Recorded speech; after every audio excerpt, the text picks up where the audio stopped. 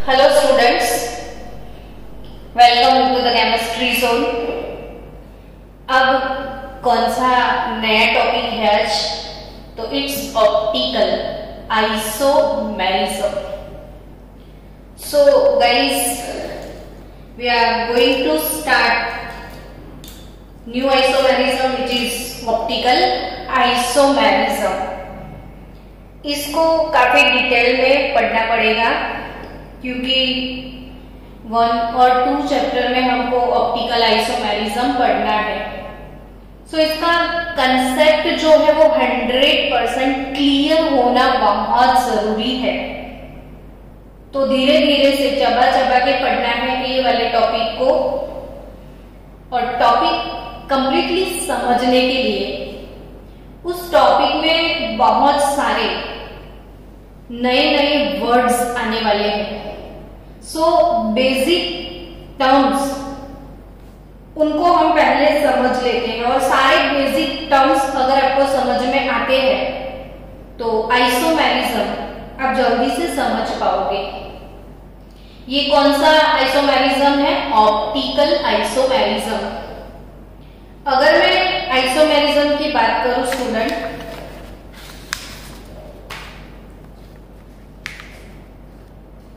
तो isomerism basically कितने type के होते हैं? सबसे पहले आइसोमेरिज्म है क्या? तो compound having same molecular formula but different physical and chemical properties, जिनके मॉलिक्यूलर फॉर्मूला सेम होते हैं लेकिन फिजिकल और केमिकल प्रॉपर्टीज डिफरेंट होंगे, वैसे कंपाउंड्स को आइसोमर्स बोलते हैं, और वो फिनोमेना जिसको हम बोलते हैं isomerism. So isomerism is basically divided into 2 main category, structural isomerism और दूसरा पार्ट है स्टीरियो आइसोमेरिज्म। स्ट्रक्चरल आइसोमेरिज्म और स्टीरियो आइसोमेरिज्म। स्ट्रक्चरल आइसोमेरिज्म की बात करी जाए तो compound having same molecular formula, जिनके मॉलिक्यूलर फॉर्मूला सेम होते हैं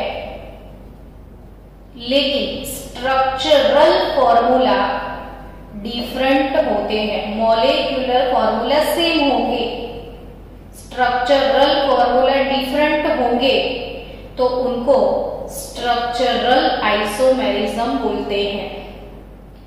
इनकी डिटेल में हम बाद में जाएंगे क्योंकि हम 11th में पढ़ चुके हैं chain isomerism, position isomerism, tautomerism, metamerism etcetera.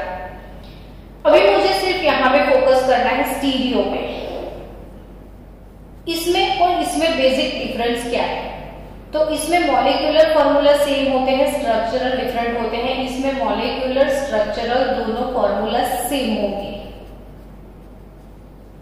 तो डिफरेंट क्या होगा?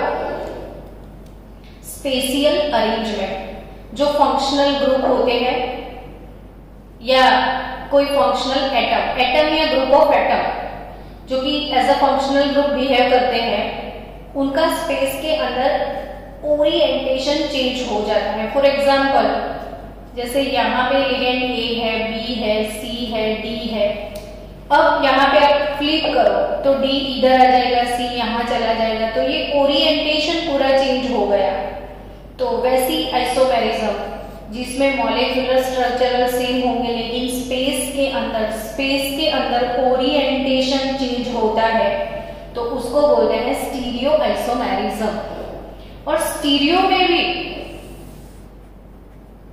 हमको पढ़ना है ज्योमेट्रिकल और ऑप्टिकल। स्टीरियो आइसोमेरिज्म में भी बेसिकली मेन 2 कैटेगरी जो है वो है ज्योमेट्रिकल आइसोमेरिज्म और दूसरा है ऑप्टिकल आइसोमेरिज्म। सो स्टीरियो में 2 पॉसिबिलिटी है, ज्योमेट्रिकल एंड ऑप्टिकल। आज हमको फोकस करना है ऑप्टिकल आइसोमेरिज्म के ऊपर। अब ऑप्टिकल आइसोमेरिज्म में डिफरेंट टर्म्स कौन से आने वाले हैं? तो इसमें आता है सबसे पहले प्लेन पोलराइज्ड लाइट। वो वर्ड आपको बहुत बार सुनना है। तो प्लेन पोलराइज लाइट है क्या, तो उसकी बात करें ना, तो ऑर्डिनरी लाइट जैसे आपके ऊपर अभी लाइट गिरता है तो वो सनलाइट है। आपने कैंडल जलाया तो उसमें से भी आपको लाइट मिलेगा। घर में बल्ब या ट्यूब है लाइट के सोर्सेस, तो उसमें से भी आपको लाइट मिलता है, वो है ऑर्डिनरी लाइट। अब वो जो ऑर्डिनरी लाइट है, it consist of electromagnetic waves. Simple सा जो ऑर्डिनरी लाइट है वो है क्या, तो वो इलेक्ट्रोमैग्नेटिक वेव्स होते हैं। और आप सबको पता है कि जो वेव्स है वो पार्टिकल से बनते हैं, और पार्टिकल अपनी जगह पे ऐसे ऑसिलेट होते हैं। पार्टिकल अपनी जगह पे ऐसे ऑसिलेट होते हैं, तो due to oscillations wave pass out होते हैं। तो जो भी वेव पास आउट होते हैं उसका रीजन पार्टिकल्स का ऑसिलेशन होता है। अब जो ऑसिलेशन है, देखो यहाँ पे ये प्रोपेगेशन ऑफ वे है, ये लाइट का प्रोपेगेशन है। तो अगर इस वे पे वो प्रोपेगेट किया जाता है तो इसमें जो पार्टिकल है उसका वाइब्रेशन देखो, ये वाले प्लेन में है, ये परपेंडिकुलर टू द प्रोपेगेशन। तो यहाँ पे ये वाले प्लेन में भी कोई पार्टिकल ऐसे वाइब्रेट होते हैं, कोई पार्टिकल ऐसे वाइब्रेट होंगे, कोई ऐसे वाइब्रेट होता है। यानी पॉसिबल ईच प्लेन में जितने प्लेन पॉसिबल है वो सारे प्लेन में लाइट वाइब्रेट होता है।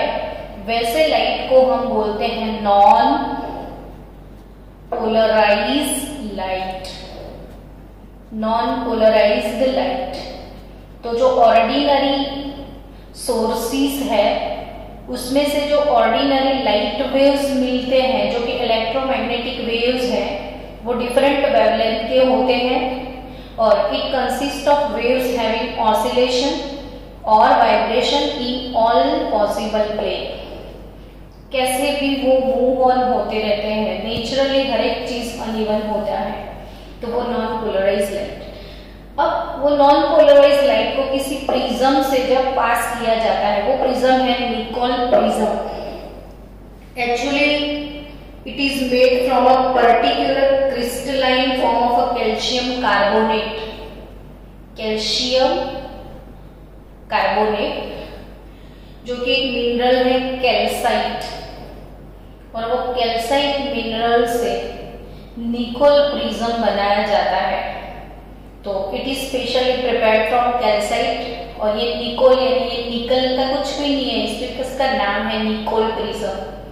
और उसके अंदर से अगर ऐसे वेव्स को पास किया जाए तो जो अदर प्लेन के वाइब्रेशंस होते हैं डिफरेंट प्लेन के, ये इसके अंदर एब्जॉर्ब हो जाते हैं और सिर्फ एक ही प्लेन में वाइब्रेट हो वैसे आपको वेव मिलते हैं। यानी कि प्रिज्म के बाहर जो वेव्स आते हैं, if such a beam of light is passed through a Nicol prism, the light that comes out has vibration in only one plane, which is PPL, यानी कि प्लेन पोलराइज्ड लाइट।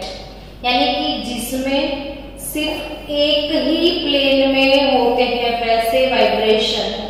अनइवन सारे plane के जो vibrations थे वो इस वाले prism के अंदर एब्जॉर्ब हो गए, और सिंगल प्लेन वाले बिल्कुल स्ट्रेट ये वाले वाइब्रेशन वाले जो वेव्स है वो सिर्फ एक ही टाइप के वाइब्रेशन होंगे।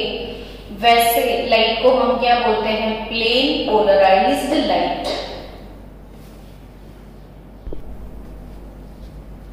हेलो, अब स्टूडेंट्स ऑप्टिकल आइसोमेरिज्म जो कि अभी हमने पढ़ लिया, इसमें प्लेन पोलराइज्ड लाइट क्या है, प्लेन पोलराइज्ड लाइट क्या है वो आपको अच्छे से समझ में आ गया। अब व्हाट इज ऑप्टिकल एक्टिविटी। तो ऑप्टिकल एक्टिविटी यानी कि कोई सब्सटेंस ऑप्टिकली एक्टिव है या नहीं है वो कैसे चेक किया जाता है। कभी किसी ने आपको पूछ लिया कि भाई ग्लूकोज है, ठीक है, ग्लूकोज, तो क्या ग्लूकोज को क्या ग्लूकोज ऑप्टिकली एक्टिव है या ग्लूकोज के ऑप्टिकल आइसोमर्स है या नहीं, वो कैसे पता चलेगा। यानी कि कोई भी ऑर्गेनिक सब्सटेंस है वो ऑप्टिकली एक्टिव है या ऑप्टिकली इनएक्टिव है या उसके ऑप्टिकल आइसोमर्स है या नहीं, वो कैसे चेक किया जाता है। तो यहाँ पे थोड़ा आगे बढ़ते हैं ड्यू ऑप्टिकल एक्टिविटी की तरफ कि certain substances rotate the plane of polarised light when PPL is passed through their solution. Certain substance rotate the plane of polarized light when PPL is passed through their solution, and the angle through which the PPL is rotated is measured by an instrument called polarimeter. अभी भी शायद आपको कुछ समझ में ना भी आया हो, तो भी धीरे धीरे समझते हैं, 100% समझ में आने वाला है। चलो, suppose we have a monochromatic light. Monochromatic light हो या कोई भी ऑर्डिनरी लाइट हो, उसको निकोल प्रिज्म से पास तो करना ही पड़ेगा। सो यहाँ पे सोडियम लैंप रखा जाता है। सोडियम लैंप से जो लाइट बाहर आता है वो मोनोक्रोमेटिक लाइट होता है, और मोनोक्रोमेटिक लाइट उसको बोलते हैं जिसमें सिर्फ एक ही वेवलेंथ वाले रेडिएशंस होते हैं, उसको मोनोक्रोमेटिक लाइट बोलते हैं। तो सोडियम लैंप से जो येलो कलर का लाइट आता है 589 उसका वेवलेंथ होता है, 589 एंगस्ट्रॉम जितना वेवलेंथ होता है, शायद 589 नैनोमीटर। तो ऑलमोस्ट 589 नैनोमीटर के सोडियम लैंप के अंदर से जो वेव्स निकलते हैं वो वेव्स नॉन पोलराइज होते हैं। कैसे होते हैं? नॉन पोलराइज होते हैं। अब इसको पास करेंगे हम निकोल प्रिज्म से। निकोल प्रिज्म के अंदर से वो जब बाहर आते हैं तो वो पूरे बदल चुके होते हैं, जैसे कि हम कब से पढ़ रहे थे, सारे वाइब्रेशंस जो है वो सेम प्लेन में हो गए हैं। डिफरेंट प्लेन वाले वाइब्रेशंस यहाँ पे एब्जॉर्ब हो जाते हैं। ये नॉन पोलराइज लाइट है, ये पोलराइज लाइट है। अब पोलराइज लाइट को पास किया जाता है एक इंस्ट्रूमेंट के अंदर से, which is known as polarimeter. तो पोलैरीमीटर जो इंस्ट्रूमेंट है उसमें होता क्या है, जैसे आपने माइक्रोस्कोप देखा है ना सबने, तो माइक्रोस्कोप में देखने के लिए कोई सेल या किसी भी चीज को देखना होता है तो आपको स्लाइड बनाना पड़ता है, और वो स्लाइड को आप रख के ना मिरर में, मतलब वो लेंस होता है, वो लेंस के थ्रू आप देखते हो। वैसे ही यहाँ पे एक छोटा सा ट्यूब आता है, इसको बोलते हैं पोलैरीमीटर ट्यूब। यहाँ पे स्लाइड नहीं होता, ट्यूब होगा, और ये वाले ट्यूब में ऑर्गेनिक कंपाउंड जिसको चेक करने की इच्छा है कि भाई इसको ऑप्टिकल आइसोमेरिज्म है कि नहीं। सपोज मुझे ग्लूकोज को चेक करना है तो मैं ग्लूकोज का सॉल्यूशन बनाऊंगी, और वो ग्लूकोज का सॉल्यूशन जो होगा उसका कंसंट्रेशन जो होगा वो कंसंट्रेशन को C बोलते हैं, और वो ग्राम पर ml में होगा। ग्लूकोज के सॉल्यूशन का कंसंट्रेशन ग्राम पर ml में होगा। तो वो ग्राम यानी कि 1 या 2 ग्राम जितना सब्सटेंस लेना होता है और 1 और 2 ml में उसको डिसॉल्व करना होता है। बड़ा छोटा सा ट्यूब है ये, और इसमें सॉल्यूशन भरना होता है, तो ये ऑर्गेनिक सॉल्यूशन है। पोलरिमीटर की ट्यूब के अंदर ये सॉल्यूशन भर दिया जाता है और उस सॉल्यूशन में ये पीपीएम को पास होता है। अब पीपीएम जो पास होगा तो ये जो रोटेशन था इसका, वो रोटेशन जो स्ट्रेट था ना पहले, ये वाइब्रेशन जो कि स्ट्रेट थे, रोटेशन ये वाइब्रेशन जो कि स्ट्रेट थे, वो सॉल्यूशन के अंदर से पास आउट होने के बाद उसका रोटेशन एंगल चेंज हो जाता है। यानी कि ये आइदर दिस साइड और आइदर दिस साइड, कोई भी एक साइड पे वो जो उसके वाइब्रेशंस थे, वो वाइब्रेशन एंगल चेंज हो गया। अब वाइब्रेशन जो स्ट्रेट ऐसे ऐसे वाइब्रेशंस हो रहे थे, वो ऐसे ऐसे होने लगे, या तो फिर ऐसे भी हो सकते हैं। और उसी वाइब्रेशन को मूवेबल निकल प्रिज्म, जो कि यहाँ पे एक एनालाइजर होता है, और वो एनालाइजर की मदद से उसको देखना होता है। अगर जैसे यहां से लाइट पास आउट हुआ ना बच्चों, वैसे का वैसा डायरेक्टली निकल गया, यानी ये जो प्लेन ऑफ पोलराइज लाइट है वो चेंज नहीं हुआ, ऐसे कि ऐसे ही रहा, तो वो सब्सटेंस ऑप्टिकली इनएक्टिव होगा। वो सब्सटेंस कैसा होगा? Optically inactive. अगर वो प्लेन, ये जो वाइब्रेशन प्लेन है वो चेंज नहीं हुआ है, ऐसे के ऐसे लाइट यहां से बाहर निकल आया, तो सब्सटेंस में ऑप्टिकल आइसोमेरिज्म नहीं है, यानी कि वो ऑप्टिकली इनएक्टिव है। लेकिन अगर वो ऑप्टिकली एक्टिव है तो फिर ये वाइब्रेशन को चेंज कर लेगा, और ये वाइब्रेशन का जो एंगल, ये plane of polarise light change हो चुका है, तो ये किसी प्रॉपर एंगल पे चेंज होगा। तो this angle alpha is called alpha observed. Alpha observed, ये यहाँ पे एक छोटा सा बटन होता है जिसपे सारे मेजरमेंट लिखे होते हैं। आपको सीधा सीधा लाइट दिख रहा है तो कोई प्रॉब्लम नहीं दिख रहा है तो आप वो बटन को ऐसे मूव करोगे, बटन के ऊपर लिखा होगा 10 डिग्री, 20 डिग्री, 30 डिग्री, वो एंगल लिखा होता है। आपने राइट साइड मूव किया और आपको कुछ नहीं दिखा तो आप लेफ्ट साइड मूव कर सकते हो। यानी कि यहाँ पे दो पॉसिबिलिटी है। दो पॉसिबिलिटी कौन सी? तो प्लेन ऑफ पोलराइज लाइट जो है, मे बी ये लेफ्ट साइड रोटेट भी हो सकता है और राइट साइड रोटेट भी हो सकता है। तो अगर ये लेफ्ट साइड रोटेट होता है, if plane of polarise light PPL, plane of polarized light rotate towards right hand side। ये कौन सा है? लेफ्ट हैंड साइड है, तो left hand side, then it is called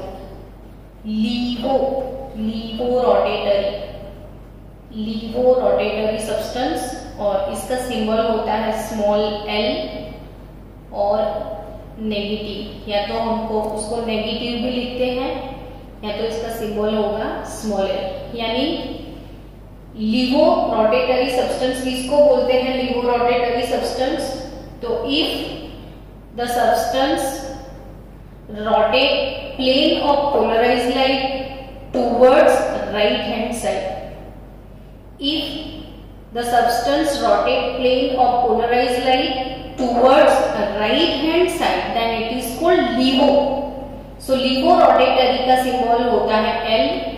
जैसे अब ज्योमेट्रिकल आइसोमेरिज्म पढ़ते थे तो उसमें जो आइसोमर्स होते थे उसको हम सीस और ट्रांस बोलते थे, है ना। तो सीस और ट्रांस कैसे बोलते थे? तो जैसे ग्रुप एक ही साइड, सेम साइड होते थे तो सीस, ऑपोजिट साइड होते थे तो ट्रांस। वैसे ही ऑप्टिकल आइसोमर्स जो होते हैं उसमें सिस ट्रांस नहीं होते हैं, उसमें होते हैं डेक्स्ट्रो और लीवो। उसमें क्या होता है बच्चों, डेक्स्ट्रो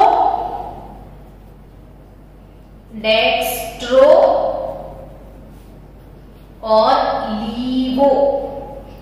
तो डेक्स्ट्रो और लीवो में लीवो किसको बोलते हैं, तो ये प्लेन, यहां पे आप देख सकते हो कि ये जो प्लेन ऑफ पोलराइज्ड लाइट है वो सब्सटेंस के अंदर यानी सब्सटेंस थ्रू जब पास होता है तो उसका रोटेशन जो है वाइब्रेशनल प्लेन जो रोटेट हो चुका होता है, और वो रोटेट होता है आइदर राइट हैंड साइड और लेफ्ट हैंड साइड। तो अगर वो plane left hand side rotate होता है तो वो लीवो होता है, और if plane of polarised light rotated towards right hand side, then it is called dextro. So यहाँ पे सीस ट्रांस थे उसको भूल जाओ, अब नया टर्म आ चुका है डेक्स्ट्रो और लीवो।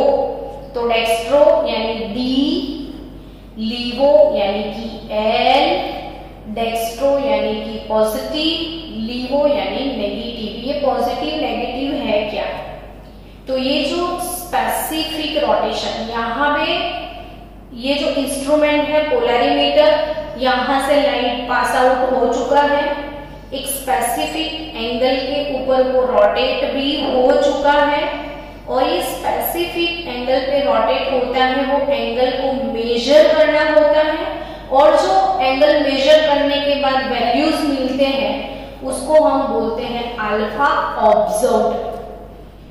अब यहाँ पे जो पोलैरिमीटर का ट्यूब है उसका लेंथ भी हमको मेजर करना होता है, और length of polarimeter tube L, उसकी लेंथ होती है डेसीमीटर यूनिट में। इसकी लेंथ कौन से यूनिट में होगी, डेसीमीटर में। अंदर जो सॉल्यूशन आपने ऑलरेडी डाल के रखा है वो सॉल्यूशन का कंसंट्रेशन आपको लेना है ग्राम पर ml में, कंसंट्रेशन लेना है ग्राम पर ml में। लेंथ आपको लेना है कौन से यूनिट में, डेसीमीटर में। 1 डेसीमीटर यानी कि 10 सेंटीमीटर होता है, वो भी याद रखना। 1 डेसीमीटर यानी 10 सेंटीमीटर। उसके बाद यहाँ जो रोटेशन एंगल मिला जिसको हमें बोलना है अल्फा ऑब्जर्व्ड एंगल। क्लियर, ये क्या होगा, अल्फा ऑब्जर्व्ड एंगल। और इन चारों टर्म्स की मदद से अब हमको कैलकुलेट करना है स्पेसिफिक रोटेशन। चलो अब स्पेसिफिक रोटेशन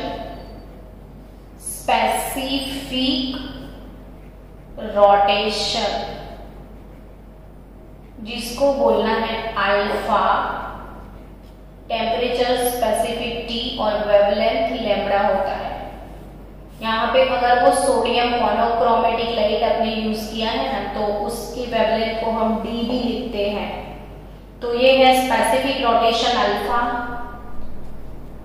टी डी और T lambda is equal to alpha observed upon L into C. Alpha observed upon L into C. तो यहाँ पे अल्फा ऑब्जर्व्ड है क्या, तो यहां से जो रोटेशन, ये जो रोटेशन मेजर किया जाता है प्रैक्टिकली जिनको बोलते हैं अल्फा ऑब्जर्व्ड एंगल। तो अल्फा ऑब्जर्व्ड एंगल एल क्या है, तो लेंथ ऑफ पोलैरिमीटर ट्यूब। सी क्या है, तो concentration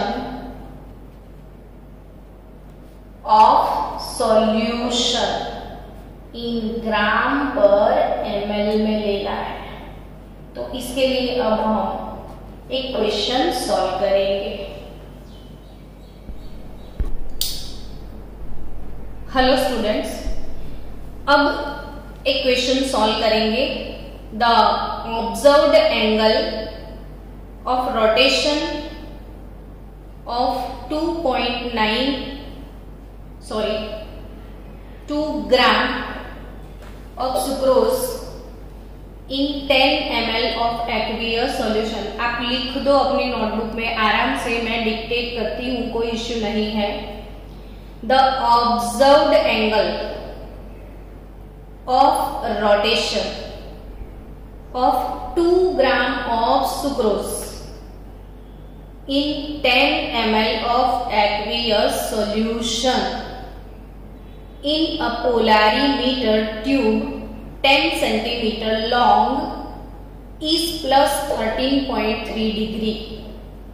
What is the specific rotation of the solution of sucrose? Specific rotation यानी this, वो हमको कैलकुलेट करना है। इसके लिए मुझे चाहिए अल्फा ऑब्जर्व्ड, यानी जो एंगल हमने पोलैरिमीटर के इंस्ट्रूमेंट के ऊपर नोटिस किया था उसको बोलते थे अल्फा ऑब्जर्व्ड। अब यहाँ पे student alpha observed angle of rotation of 2 gram of sucrose, यानी हमको चाहिए कंसंट्रेशन, वो भी ग्राम पर ml में, तो concentration C 2 gram of sucrose in 10 ml aqueous solution, तो कंसंट्रेशन हो जाएगा 0.2 ग्राम पर ml। सो कंसंट्रेशन C मिल गया आपको। नाउ अल्फा ऑब्जर्व्ड कितना है, तो प्लस 13.3 डिग्री है ये। तो what is the specific rotation of the solution of sucrose, तो सुक्रोज का सॉल्यूशन है specific rotation alpha T, D और लैम्बडा। यहाँ पे आप डी भी लिख सकते हो according to monochromatic light of sodium lamp. तो alpha observed upon L into C, alpha observed है 13.3 डिग्री, L यानी length of tube of polarimeter, तो in a polarimeter tube 10 centimetre long, यानी यहाँ पे जो लेंथ ऑफ ट्यूब है वो हमको यूनिट यूज करना है डेसीमीटर, बट यहाँ पे दिया है सेंटीमीटर और 10 centimetre is equal to 1 decimetre होगा।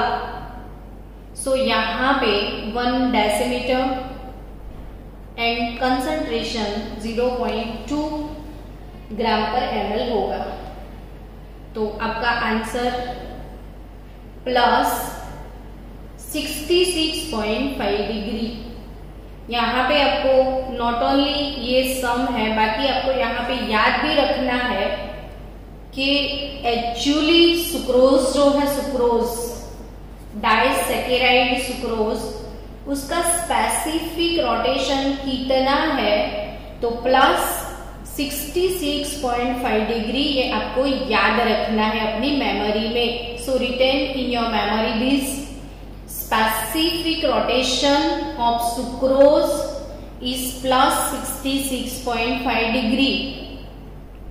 और ये जो स्पेसिफिक रोटेशन है वो प्लस साइन है, यानी कि सुक्रोज जो है वो डेक्स्ट्रो रोटेटरी शुगर है। सुक्रोज डेक्स्ट्रो रोटेटरी शुगर है, प्लस 66.5 डिग्री। तो हम अपने घर में जो routine day to day life में सुक्रोज यूज करते हैं, जिसको हम टेबल शुगर बोलते हैं, तो table sugar is nothing but sucrose, और वो टेबल शुगर डेक्स्ट्रो रोटेटरी है और उसका स्पेसिफिक रोटेशन है प्लस 66.5 डिग्री। यानी ऐसे स्पेसिफिक रोटेशन कैलकुलेट करने के और भी क्वेश्चन आपको थोड़े प्रैक्टिस करने चाहिए। सो एक दो क्वेश्चन हम प्रैक्टिस करते हैं। चलो, यहाँ पे ये क्वेश्चन है the specific rotation of 3 gram of maltose, यानी कि यहाँ पे माल्टोज इन 20 ml। सो कंसंट्रेशन आपको मिल जाएगा। कंसंट्रेशन को हमको क्या बोलना है बच्चों, सी। कौन से यूनिट में कैलकुलेट करना है, ग्राम पर ml में। कितना ग्राम माल्टोज है, 3 ग्राम। कितना ml सॉल्यूशन है, 20 ml। सो यहाँ पे 0.15 इसका कंसंट्रेशन हो गया ग्राम पर ml, ठीक है।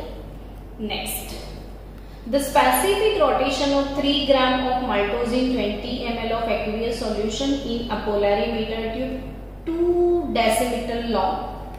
यानी आपके पास है यहाँ पे लेंथ ऑफ ट्यूब आपके पास है, जिसको आपको बोलना है L। वो कितना है, तो 2 डेसीमीटर। परफेक्ट, हमको डेसीमीटर यूनिट में ही लेना है। और 136 डिग्री एंगल है। लेकिन लेकिन लेकिन इसमें बोला है कि वो स्पेसिफिक रोटेशन है, तो आई थिंक स्पेसिफिक रोटेशन को हमको बोलना है अल्फा, टी, लैम्बडा और डी। और वो दिया है plus 136 degree. So what is the observed angle of rotation, तो यहाँ पे हमको कैलकुलेट करना है observed angle of rotation. So what is alpha observed, तो फॉर्मूला याद करो, चलो fast. Alpha T D is equal to alpha observed upon L into C. तो alpha observed it is to be calculated, तो TD plus 136 into length 2 decimetre और into 0.15 ग्राम per ml कर दो। तो आपके पास अल्फा ऑब्जर्व का वैल्यू क्या आया, 40.8 degree.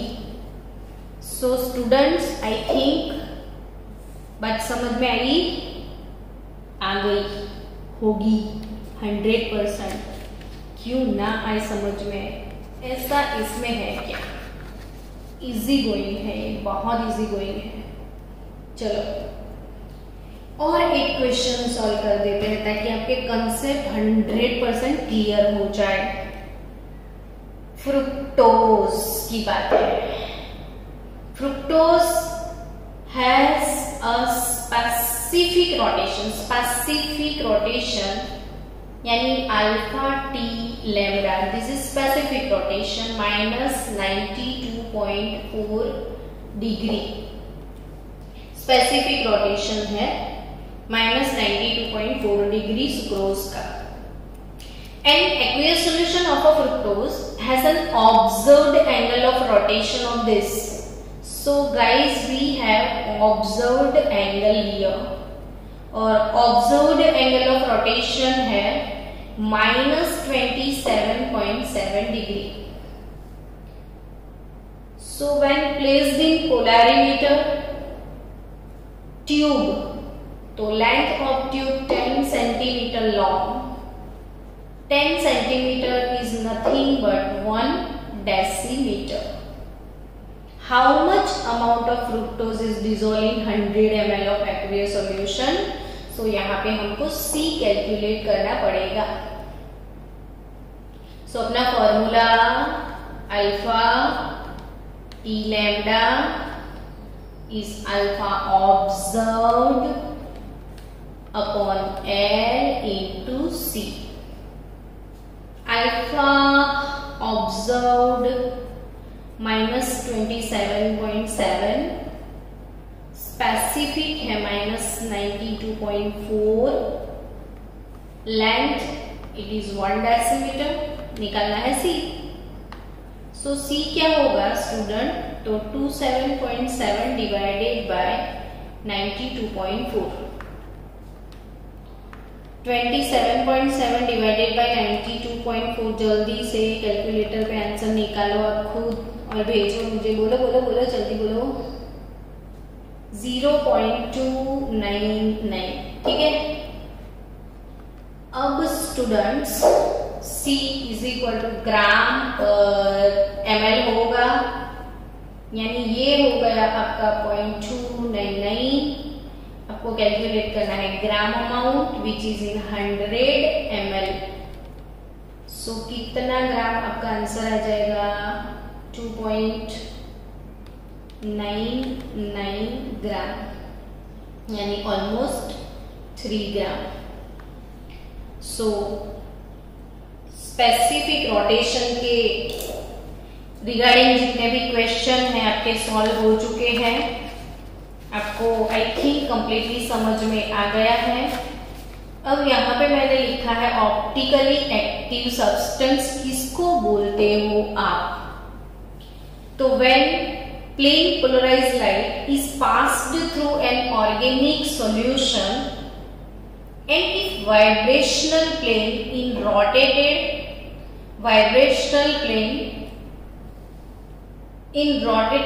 the compound is rotated, vibrational plane is rotated, then the compound is said to be optically active। यानी पोलैरिमीटर में जो भी सॉल्यूशन आपने भर दिया है उसमें से अगर लाइट पास होता है पोलराइज लाइट, और जब वो प्रिज्म के बाहर आता है तब उसका जो वाइब्रेशनल प्लेन अगर बदल जाता है, यानी वो रोटेट हो चुका होता है, तो अगर वो रोटेट कर सकता है तो वो सब्सटेंस ऑप्टिकली एक्टिव है, otherwise it is optically inactive होगा। तो जो रोटेट करेगा वो ऑप्टिकली एक्टिव, जो रोटेट नहीं करेगा वो ऑप्टिकली इनएक्टिव। तो मिलते हैं नेक्स्ट लेक्चर में। ऑप्टिकली एक्टिव सब्सटेंस किसको बोलते हैं और कौन से सब्सटेंस ऑप्टिकली एक्टिव होते हैं।